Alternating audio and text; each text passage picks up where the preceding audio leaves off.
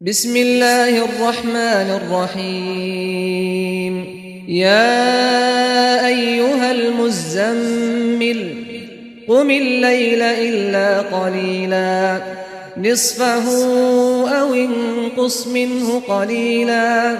أو زد عليه ورتل القرآن ترتيلا إنا سنلقي عليك قولا ثقيلا إن ناشئة الليل هي أشد وطئا وأقوم قيلا إن لك في النهار سبحا طويلا واذكر اسم ربك وتبتل إليه تبتيلا رب المشرق والمغرب لا إله إلا هو فاتخذه وكيلا واصبر على ما يقولون واهجرهم هجرا جميلا وذرني والمكذبين أولي النعمة ومهلهم قليلا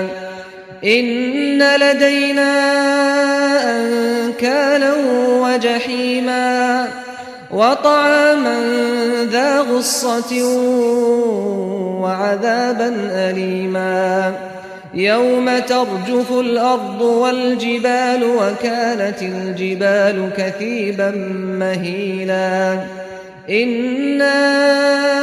أرسلنا إليكم رسولا شاهدا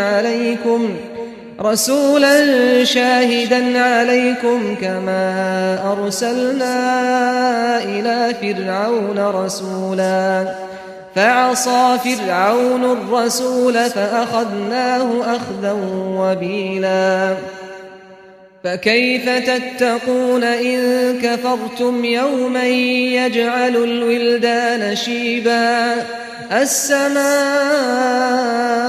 منفطر به كان وعده مفعولا إن هذه تذكرة فمن شاء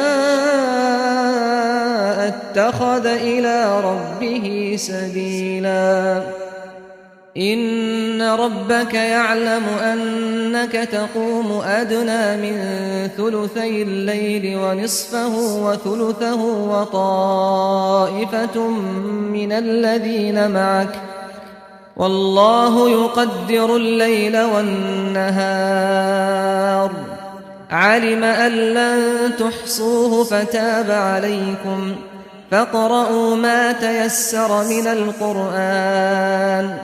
علم أن سيكون منكم مرضى وآخرون يضربون في الأرض يبتغون من